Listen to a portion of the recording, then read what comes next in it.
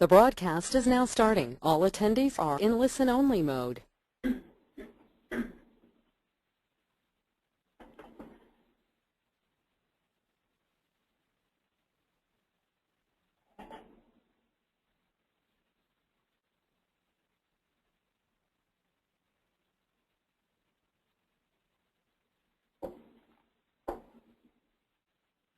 Muted.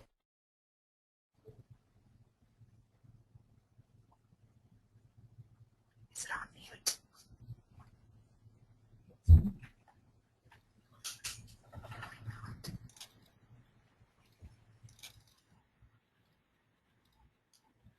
Good afternoon, everyone. Thank you for joining us. I apologize if there was a little issue with the audio.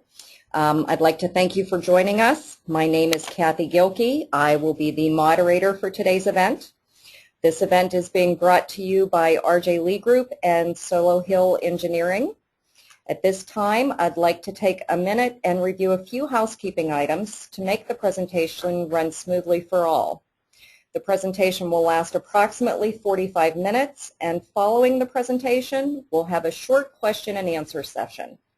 We would really like to hear from you and welcome your questions and comments. Please use the question chat panel on the right side of your GoToWebinar player to share at any time during the presentation. You will receive a link to a recorded version of this webinar in your email. In our industry today, quality by design and using a risk-based approach flood discussions and literature. As more firms implement this culture change, we really need to understand our manufacturing processes to comprehend foreign particulate matter in its entirety. Reliable methods must be in place to first detect any foreign particulate contamination, and second, to effectively conduct an investigation. This is why today's webinar is entitled, From Detection to Investigation, Know Your Product's Connection with Foreign Particulate Matter. I'd like to quickly provide a brief overview of today's topics. For detection, we will review inspection methods as well as their pros and cons. Trained staff and validated inspection equipment are critically necessary. Therefore, particle standards for meeting this need will also be discussed. Again, once the particulate is detected, an investigation must ensue. We will share the steps to effectively progress an investigation and for developing an efficient and cost-effective particulate program for future investigations. Lastly, case studies will exemplify the methods in everyday practice. Without further delay, I want to introduce today's two presenters. Carol Whitinger is speaking from SoloHill Engineering in Ann Arbor, Michigan. Carol has extensive training and experience in laboratory operations. She is the group leader of a particle validation team and an expert in the creation of particle validation standards. Carol works closely with clients from around the world to create customized validation kits. She is also an active member of the PDA Visual Inspection Group. Today's second speaker is Ms. Karen Smith. She is speaking from RJ Lee Group in Pittsburgh, Pennsylvania. Karen is a forensic scientist in every sense. She has brought her educational training together with the demands of the life science industry and has become an expert in characterization of particulate samples and particulate investigations. She participates daily in assisting manufacturers to resolve issues through the application of industrial forensics on various levels and at different stages of the product life cycle. So without further ado, I present to you Ms. Carol Whitinger. Good afternoon. Thank you, Kathy, for being our moderator today. It is my pleasure to speak with everyone about how particle validation standards can aid the validation of inspection systems that are responsible for detection of particulate contamination. Particulate contamination can be defined as the unintentional presence of extraneous particles in or on a product. These particles can be grouped into two size categories, defined as either subvisible with a range of 2 to 50 microns, or as detectable by visual inspection with particles at or above 50 microns. It's the second category as it applies to parenteral fluids that will be the focus of this part of the webinar. Visual inspection of parenteral fluids is required for three main reasons. To detect units with particulate matter that may cause a physiological response in a patient, which can present itself as anything from local redness at the injection site to whole organ failure. To reject non-conforming units that pose a risk to the sterility of the product that can give rise to bacterial, fungal, or mold contamination. And to comply with regulatory and compendia requirements. The United States Pharmacopoeia states that parenterals be essentially free of visible particulates. Because essentially free is a subjective definition of an important quality attribute, the goal really must be to strive for zero particulates. Although zero defects won't be achievable because no manufacturing and packaging process is perfect. But it should always drive the internal process of continuous improvement at your company. There are just two types of visual inspection. Inspection can be performed manually, where a human inspector looks for and removes unacceptable units of product, or it can be performed automatically, where a machine removes unacceptable units of product. Manual inspection involves a set pattern of inspection using the same lighting, timing, and orientation specific to a certain product being examined. There are two main methodologies used in automated visual inspection. The first involves a camera system, which uses light reflected back by particles in solution to a camera to determine a reject. If no light is reflected back to the camera, the product passes. The static division system involves transmitted light between a light source and a sensor. A particle going between the two produces a variation in the light reaching the sensor, and the product is rejected. If there are no moving particles to interrupt that transmitted light going to a diode, the product passes. The best feature of human visual inspection is the ability to inspect the entire product from top to bottom. There are also lower costs and faster startup times. But manual inspection is slower, and there must always be time and money to train and qualify your inspectors. And of course, the inspection system must be validated. The advantages of automated inspection are the high volume of product that they can inspect and the consistency at which they inspect it. Machines do not call in sick, there is no variation in observations from one day to the next, and they simply don't get tired. The disadvantages are that this equipment isn't cheap. There are expensive startup costs, and unexpected repairs could cause a production line to be stalled for an unknown amount of time. Machines can take up a lot of space and are therefore not easy to relocate. They do not make judgment calls, nor can they take that little extra time to examine something that might look peculiar. Because they are calibrated to either accept or reject, machines are usually set to err on the side of caution in order to prevent false negatives. Now, that's a good thing from a safety and quality standpoint, but this higher rate of rejects can result in a large loss of product or loss of time due to the need for reinspection of the rejects. And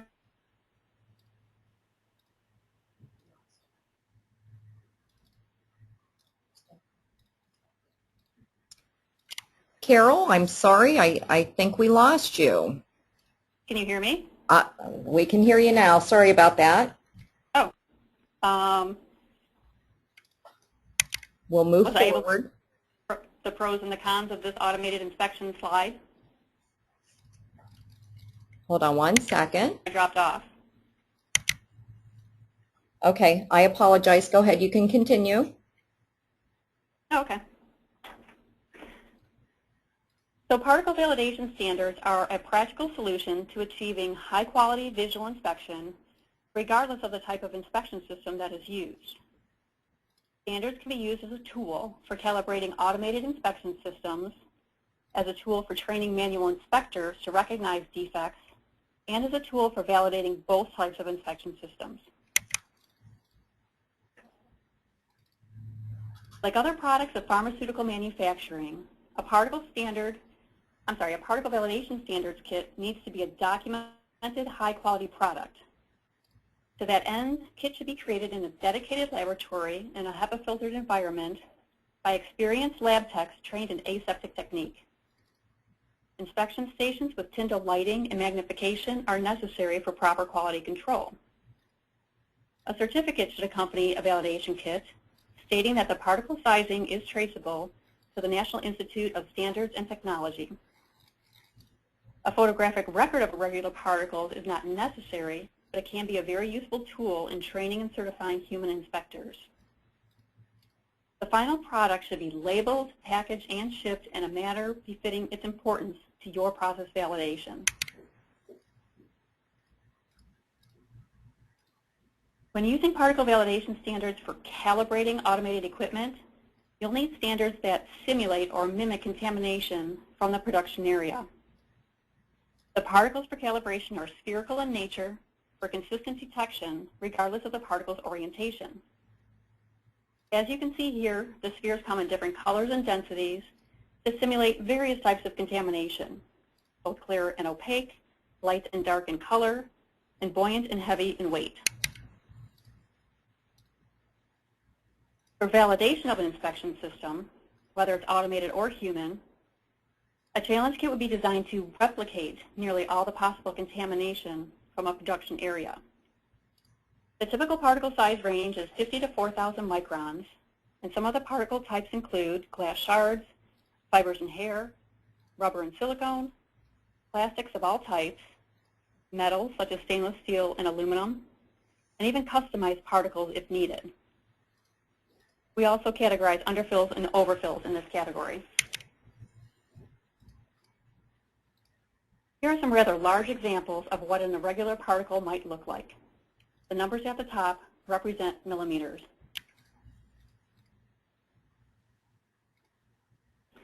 Now, I think everyone has seen a cosmetic defect of some sort, as it is the most common type of reject.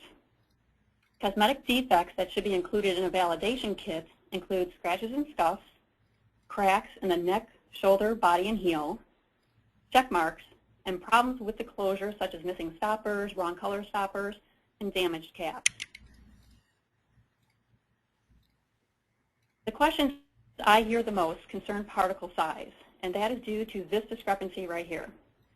While it is possible for a human to detect a particle down to 50 microns, a human can only detect a particle reliably when it is about 200 microns. So what about that dead zone? Well, while no regulation currently addresses this, a member of the FDA once gave me this answer. Whether the smallest recognized particle in your kit is 50 microns, 200 microns, or somewhere in between, as long as your inspection system can detect it consistently, then you have a validated process. So for whatever size particle you consider to be a threshold particle for your situation, a consistent detection rate of about 80% is definitely a key specification for both human and automated inspection systems. As you can see from this data here, the rate of detection for a 50 micron particle by a human inspector using no magnification is less than 10%. The percent detection for machines doesn't seem to be a whole lot better. They're just more consistent in their detection. Depending on the particle, a 100 or 150 micron threshold particle would be much more valuable than a 50 micron particle. Now, fibers are a unique exception. Their size spectrum is shifted toward longer particles due to their small diameter and the fact that fibers that occur as contaminants in a real product are typically more in the 1 to 3 millimeter range. Standards should have only one particle. 2 or 3 particles would give unreliable information concerning your detection rates. Certified blanks are necessary in every inspection kit as negative controls and need to compose at least 80% of a kit to avoid sensitizing human inspectors. Containers used for inspection kits should be identical to or match as closely as possible the containers of real drug products. Discrepancies in these components, such as rubber stoppers and caps, as well as the glassware itself, should be eliminated whenever possible. If a drug product looks and acts like water, then bacteriostatic water, or some other type of water can be used as a fill. If a drug is not water-like, then real product or the real product without the API must be used. Sometimes a placebo that looks like a drug product can be used, but this may be more difficult to create than it's worth. On the right are examples of typical kits from SoloHill Engineering. These boxes are partitioned to keep standards orderly and protected, which also allows them to remain unlabeled because there is a box map that is linked to an inventory of particles. But if labeled standards are preferred, options can include color-coded circular labels on vial caps, thin white labels around the aluminum crimp of vial caps. You could supply your own bar-coded labels, or you could use a label of choice for ampules, which is a fluorescent pen or black marker, as paper labels just don't want to stick to the glass. On the left side of the slide is an ampule that has been labeled with a fluorescent marker. This label can't be seen in ambient light, but as you can see, it shows up quite well under ultraviolet light. I'd like to summarize my portion of this webinar by saying that high-quality particle validation standards are a necessary component of any visual inspection system. Using them to validate the people and processes involved ensures that all defects and forms of contamination are detected and eliminated from your product stream. Thank you very much for your attention, and at this time I'm going to pass the presentation over to Karen. Good afternoon, everyone. Thank you, Kathy, for the kind introduction, and also thank you, Carol, for sharing about particulate detection. Up to this point, whether by automated inspection, visual inspection, or a combination of both, any contaminants are being detected in the product to ensure quality and ultimately safety. To transition us to the next part, once the defect or particulate contamination is detected, an investigation has to occur to determine the root cause and to correct the issue.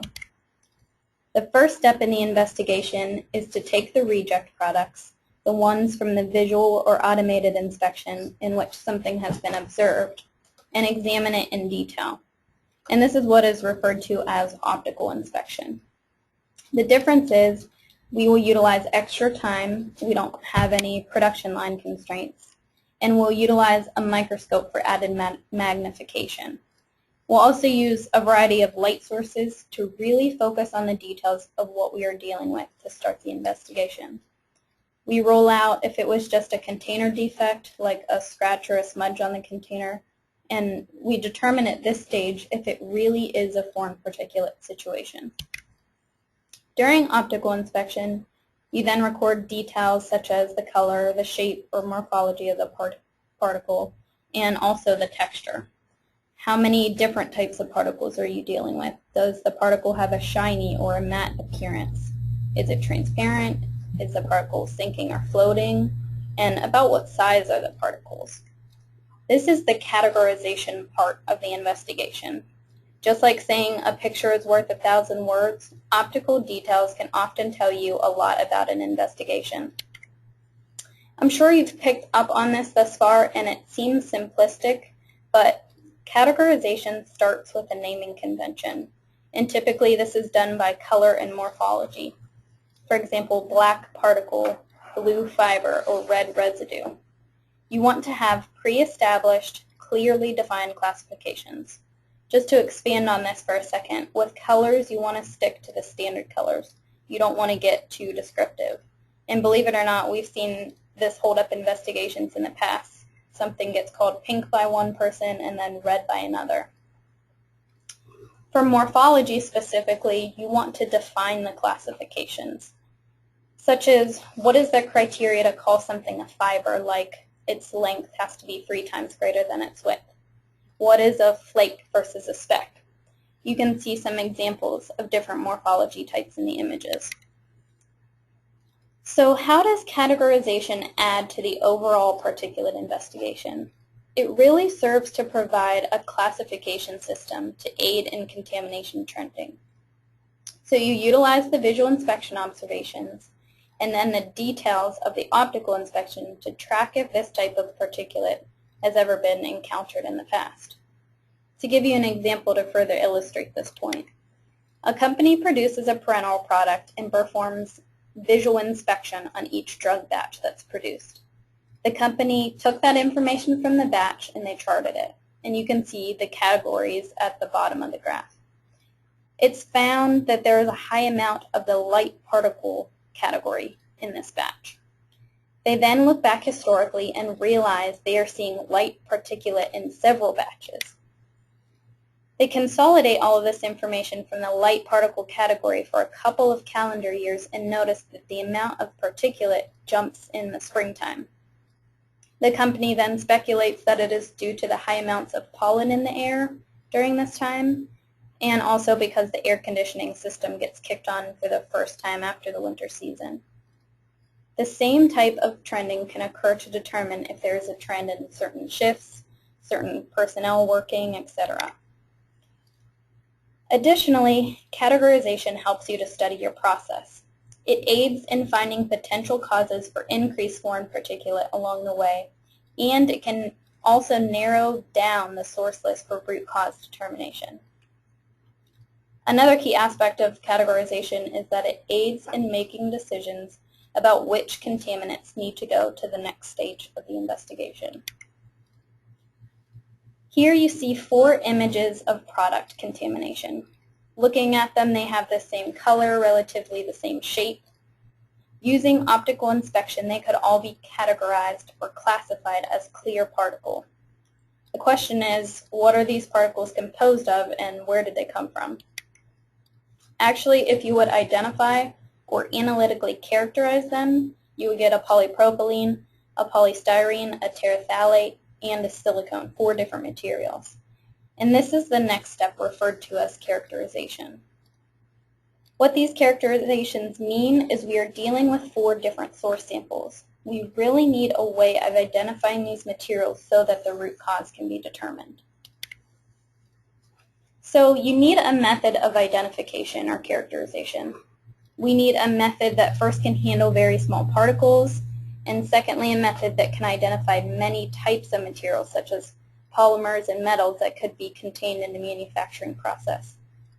Thirdly, a method that is efficient, especially if you have a situation where a product lot is on hold for release. What we've utilized to meet all of these requirements is trace evidence analysis from the criminal forensics field. It's a regimen and approach to apply for foreign particulate characterization that meets all of these specifications. So what is the regimen? The forensic characterization regimen is a multi-tiered analytical approach that utilizes 3 components. From optical microscopy, you learn of the physical properties of a sample. You categorize it, as we've discussed, and you handle the particle at this stage so you can judge a particle's texture, like is it unusually brittle or maybe it's rubbery. SEM EDS, which stands for Scanning Electron Microscopy paired with Energy Dispersive X-ray Spectroscopy, is a very well-established scientific technique. It's a technique that is utilized to provide the elemental composition of the material, so what elements are present. The third stage of evaluation is determining the molecular composition with FTIR. It's an infrared spectroscopy technique. FTIR provides information about the sample's functional groups, giving a molecular fingerprint. Once you obtain a spectrum, there are comprehensive spectral libraries that can be utilized to make an identification. There are other techniques that can be utilized if additional information is required. For example, Raman spectroscopy can be utilized when approaching a corrosive type situation or to identify a charred material. And for another example, polarized light microscopy can aid to identify glass or various fiber types. This type of comprehensive characterization is necessary for understanding the potential for contamination in a quality by design environment. As we've outlined, optical inspection can provide in-depth observations during the categorization stage, and characterization provides the identification. However, we do understand that everyone has cost and time limitations for these investigations. If you have an investigation where 10,000 particles are detected, it's not going to be time or cost effective to identify every one of those particles. And so for these situations, we recommend utilizing a mixed method approach to categorization and characterization. The top tier would be simply using the efficient and cost-effective methods like visual inspection. It's fast, it doesn't require any preparation, and it's relatively low cost. Subsequent tiers would be to follow the initial out-of-specification results with more cost-prohibitive techniques such as optical inspection, which takes a little bit more time and uses a microscope, and the forensic characterization, which takes some skill. With the mixed method, then, you use categorization to drive the investigation, and characterization will be used to identify the source definitively. Using the mixed method approach will be determined by the nature of the manufacturing process and or the investigation at hand. And this will make more sense as we progress, but essentially this tiered approach boosts the quality of investigations with less cost increase. And it's going to make the investigation of source sampling much more manageable. And we'll see an example of this approach in the form of a case study. In order to really understand the potential for foreign particulate contamination, you need a holistic approach of the process. Essentially, we're thinking about proactively with the quality by design concept. We need to be thinking about potential sources at various phases of the production process, concurrent with the process design. Let's think about a simple example of a process. What you see is an example of a pharmaceutical product, but the same concept can be applied to many different processes, such as a medical device. In most cases, starts with receiving, then you have production steps. Maybe there's an intermediate step as listed here, or else a product production step.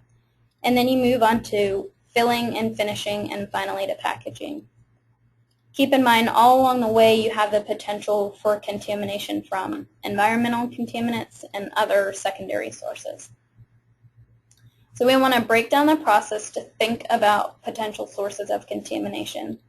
As we do this, we'll be creating basically a list or a database that's unique to that process so that source sampling becomes easier. So let's do this with our process example. Starting with the receiving, you have raw materials coming in. There may be associated drums, buckets, or bags that are potential contaminants. Then the manufacturing steps, which probably contain filtration media, milling and mixing components such as gasket materials or stir bars. And next you'll have to package the product. Maybe there are plastics involved or foils and inks. At this point, we are diving into the steps that become necessary to set up a proactive particulate program. The best approach is to start with characterizing what is in the product to quickly identify things that are causing the immediate issues.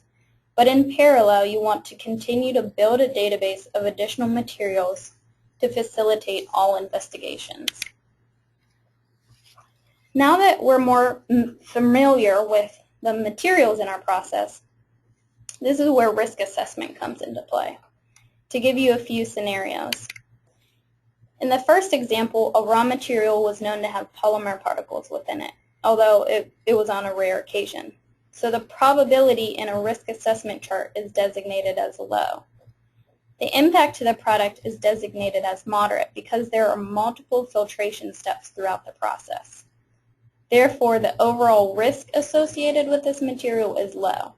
So it can be decided that it's not necessary to include these polymer particles in your database as a potential source.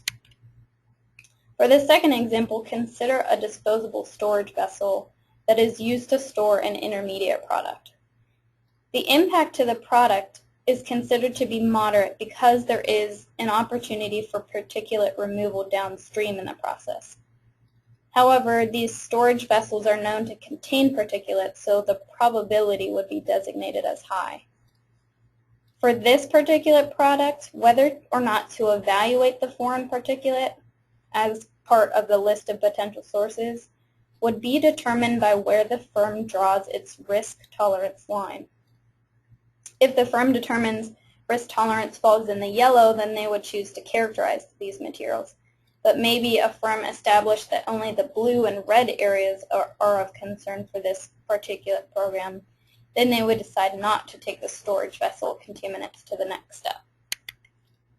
To give you another example, there is a lyophilized product that was stored in a stainless steel vat prior to being distributed into vials. While waiting for distribution, the vat's covered with a low shed component that's similar to a bouffant.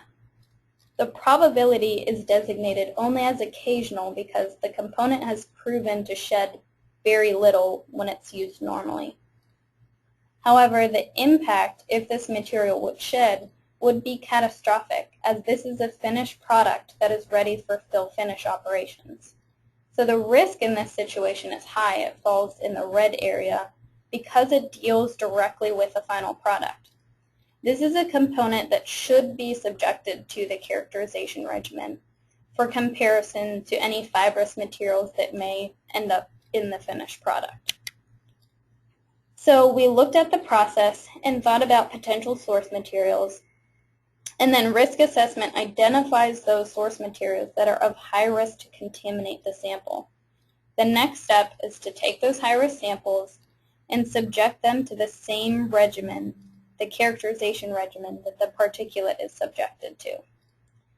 This builds a database of information that can be queried when contamination is encountered. This proactive approach results in shortened investigation times and less lost product.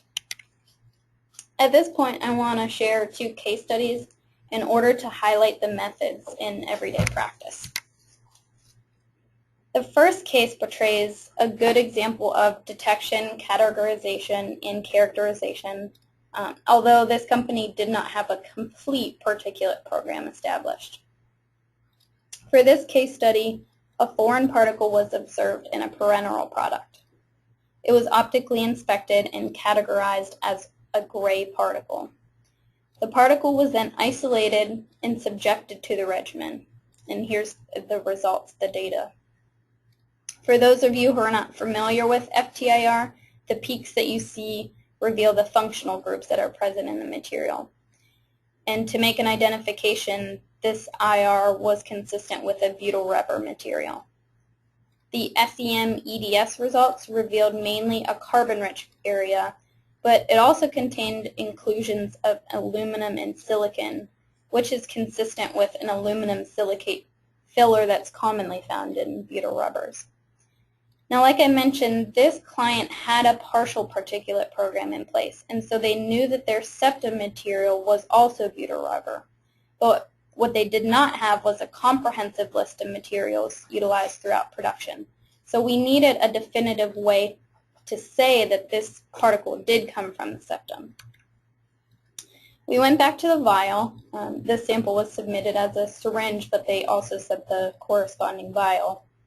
And we noticed that a portion of the septum was missing. We utilized another common forensic technique known as fracture matching.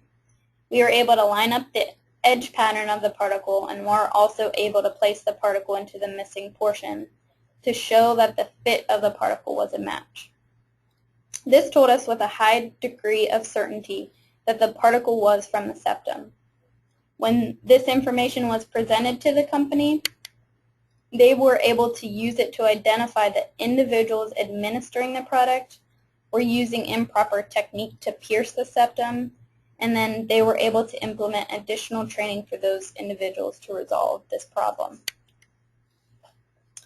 The second case study will show how utilizing a mixed method approach and also how having an established particulate program really aids in an efficient, cost-effective investigation. In this case, 10 lots of raw material were submitted. The first step was to optically inspect, so they were viewed under the microscope and categorized. It was determined that one of the 10 lots contained a few large black flakes, as you see in the left, and 9 of the lots contained small foreign clear fibers like you see on the right. For this specific product, there is a particulate program established, like I said. It's uncovered that the black flake had only historically ever been identified as Teflon. It's also observed that all of the black flakes were 75 microns or larger.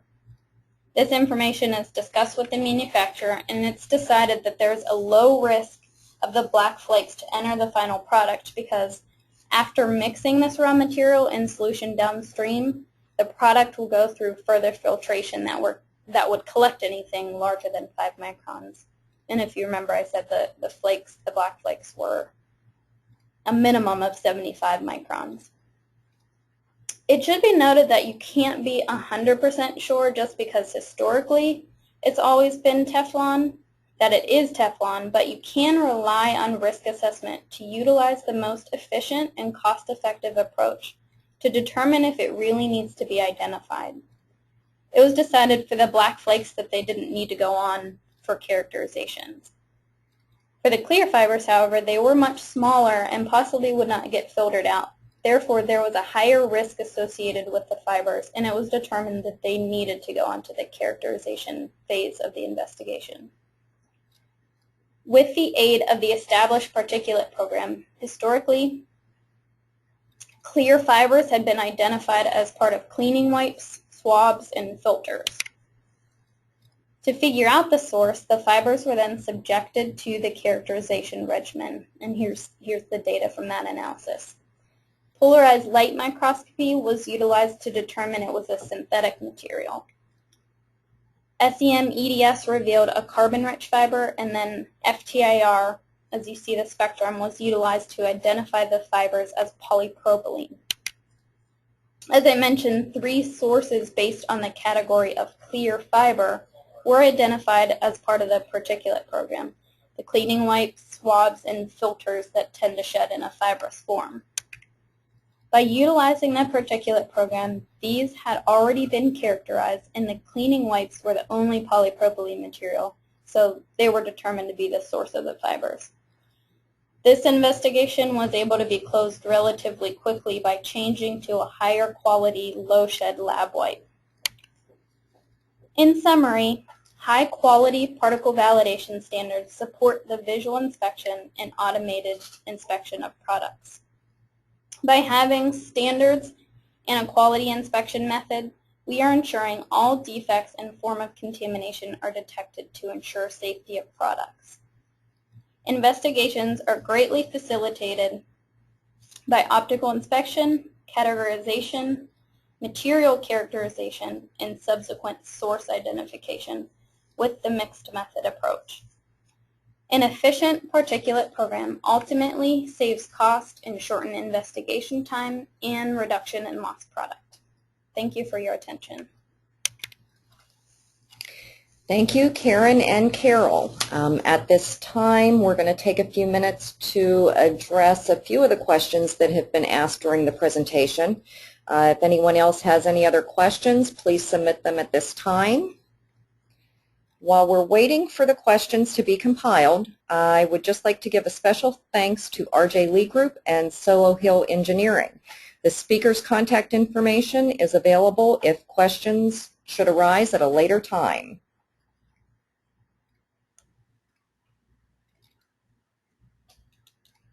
Let me see. My first question is going to be for you, Carol. It says, what is the definition of a reject zone when it comes to visual inspection with standards? Okay, so the reject zone has to do with NAP testing. Kathy, if you could pull up slide 19 with the graph. Okay. When I say NAP, I don't mean sleeping. I mean Joule's NAP, K-N-A-P-P. He wrote on the probability of rejection. NAP testing is a process of looking at a set of standards multiple times by multiple inspectors to get an average rate of rejection for each standard. Containers that have a rejection probability of greater than 70% are classified as members of the reject zone. Conversely, standards that are rejected less than 30% of the time are classified into an acceptable zone. The line along this graph has a red diamond at the intersection of about a 70% detection rate and 150 micron size particle. Every standard to the left of that point, in this example, is considered the reject zone. Because the particles less than 150 microns are detected so inconsistently in this case, they are not considered to be acceptable standards. Okay, thank you, Carol. It looks like we have a question here for Karen. Karen, generally, how long does the regimen take to characterize a sample? You can get results from the analytical techniques within several hours. A lot of times the preparation, depending on the media or the container that it's in, takes just as long, if not longer, than to actually obtain the data. But it really is truly an efficient method. If the question is asking about turnaround time for RJ Lee Group services, we can get a standard turnaround time project completed in 3 to 5 days, and that's getting it through login, analyzing it, and issuing a final report. We also have an expedited turnaround time where we get verbal results within 24 hours. Okay, thank you, Karen. There's another one for you, Karen. What is the smallest particle that can be analyzed with this regimen? It's going to depend on the technique. So with SEM EDS, there are very high resolution instruments that can tell you the elements present on samples in the nanometer range. But with infrared, specifically reflectance techniques, you start to approach this limitation at about 15 microns or so. Raman, I mentioned, can identify particles down to a micron or 2 in size. I can't think of any of a contamination issue that was noticed in a process that was too small to be characterized in some way, if that helps answer the question. Okay.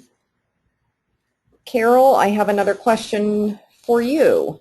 If I have a cloudy drug product, is it at all valuable to have a defect kit that was made with water? Yes, absolutely. Defect kits made with a clear liquid are excellent teaching tools for manual inspectors. They can also be used to qualify those human inspectors. Data produced from any type of kit on detection rates can be used to compare one inspector to another inspector or one inspector to the whole group. They can also be used to verify that automated equipment is functioning properly. Of course, it's best to get a smaller subset validation kit for the type of product that you have, if it's cloudy or viscous or whatever. But a defect kit made with clear product is definitely valuable in many ways. Okay. Carol, I have another question here for you. Any information regarding fiber average detection rate for humans related to size? Yeah, so like I said, the fibers are generally, we make them longer than any other type of particle because they are the most typical particle to see. Now, detection rates aren't exactly advertised by companies. I have had a few customers share them with me, and it seems like it has to be about 500 microns before you can get any consistency when it comes to fibers. Now, different colors may give you a little bit different detection rate.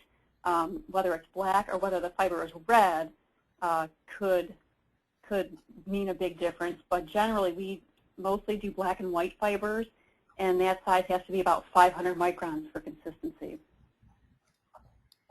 Thank you, Carol. I have, I think, one more question. I'm just taking a look here at the time.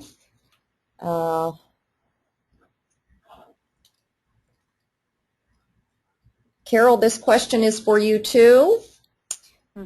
Do you have particle standards for lyophilized products?